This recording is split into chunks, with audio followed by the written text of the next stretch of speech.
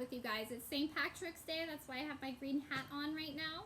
And I thought it would be fun to read you a St. Patrick's Day informational text. So this is a little bit of information about how St. Patrick's Day came to be. So I hope you enjoy. So this is St. Patrick's Day by Gail Gibbons.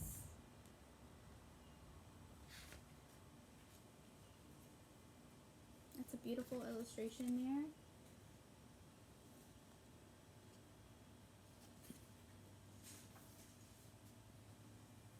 St. Patrick's Day is celebrated each year on March 17th. Lots of green in that picture. This holiday is celebrated by the Irish and other people in many parts of the world. They honor St. Patrick, the patron saint of Ireland. And there's a map in this picture, and it shows Ireland, the Irish Sea, Britain, and France. And there's the Irish flag there.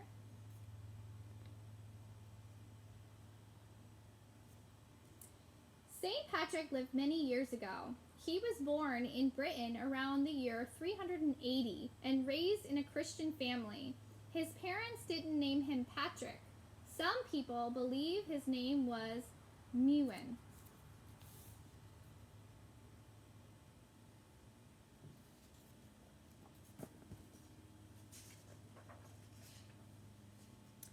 While still a boy, he was kidnapped and brought to Ireland, where he was made a slave. His captors forced him to herd sheep. He prayed that God would help him. 6 years later, he escaped. After finally arriving back in Britain, he lived quietly, thought, and prayed. He realized that what he wanted to do. He had dreams of returning to Ireland to teach the people about God.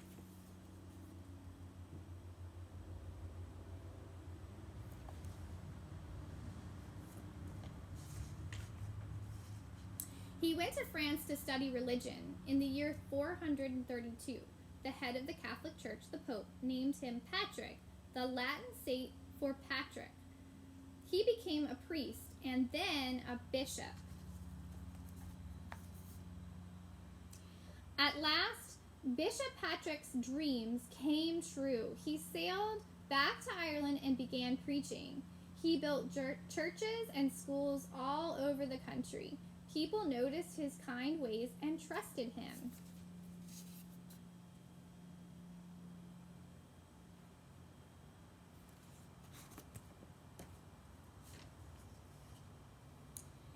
Bishop Patrick spent the rest of his life caring for the Irish people. They loved this kind man. People honor Patrick on March 17th because he died on that date in the year 461.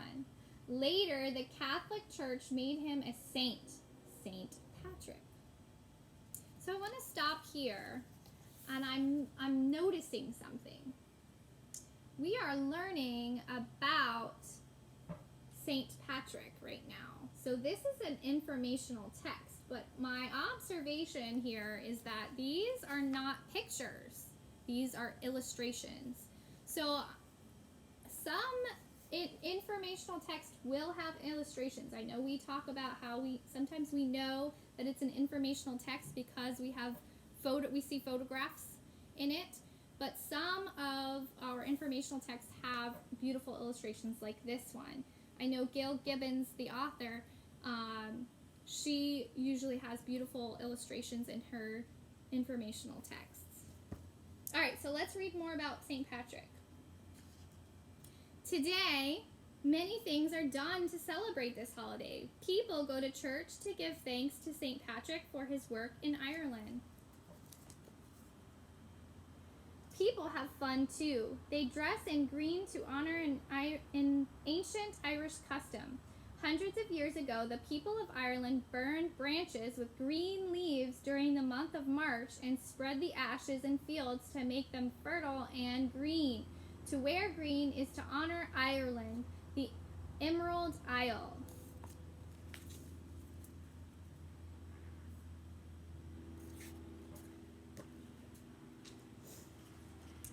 Decorations are put on doors and windows. Shamrocks appear everywhere. The shamrock is a plant that has 3 leaves and looks like clover.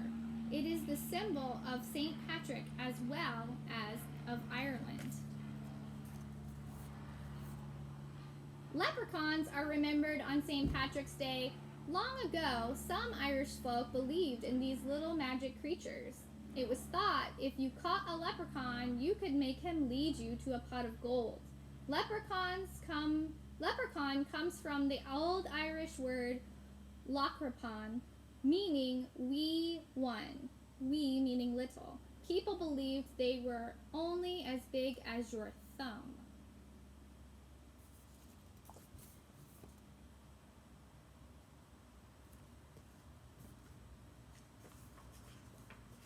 On St. Patrick's Day, people may give cards to their families and friends.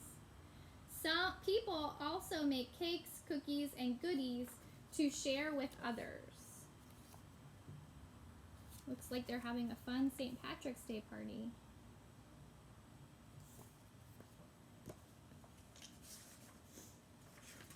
Some people give flowers. Others wear green carnations or pin shamrocks to their clothes to celebrate the holiday.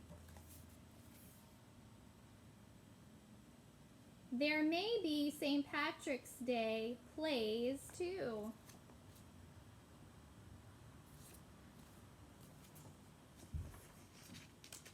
Some families and friends have quiet times together in remembrance of St. Patrick. Often there are meals to share.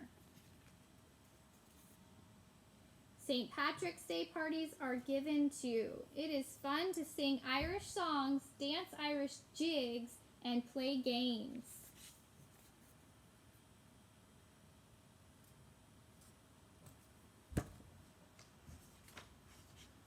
In many places, there are St. Patrick's Day parades. Flags flutter in the wind. Pipers and fiddlers play Irish tunes.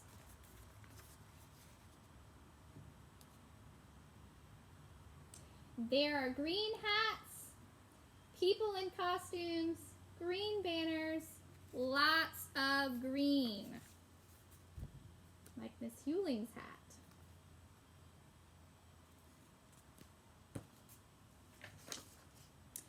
The first time St. Patrick's Day was celebrated in the United States was in 1737 in Boston.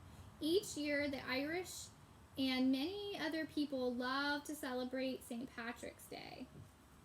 For many people, it is a day for worship and for celebration. And if you're not Irish, to feel a little bit Irish.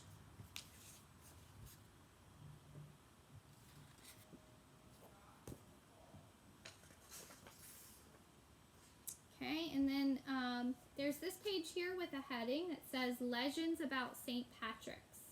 St. Patrick and the Snakes.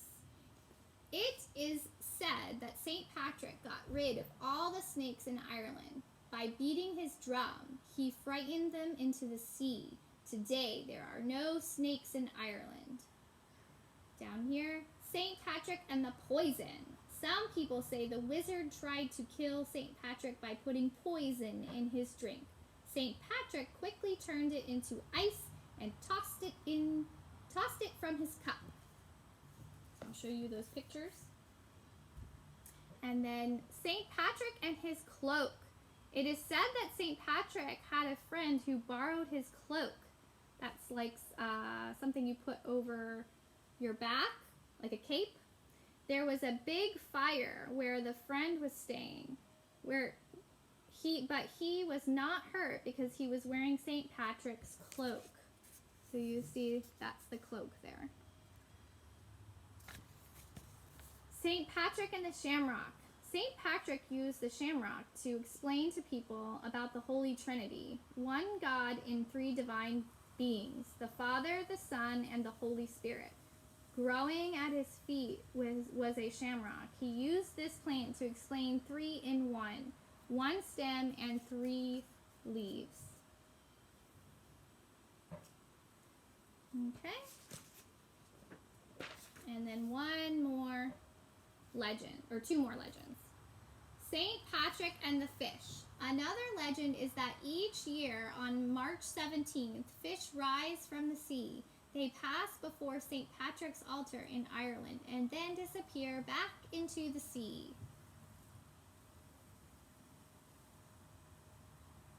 And then St. Patrick and the sunset. It is said that the sun didn't set when St. Patrick died and that it shone in the sky for 12 days and nights. All right. So I hope you enjoyed that informational text, and I would like for you to write or record yourself one thing that you learned about St. Patrick from Gail Gibbons' book, and post it on Dojo for a participation point. All right, have a good St. Patrick's Day, everyone.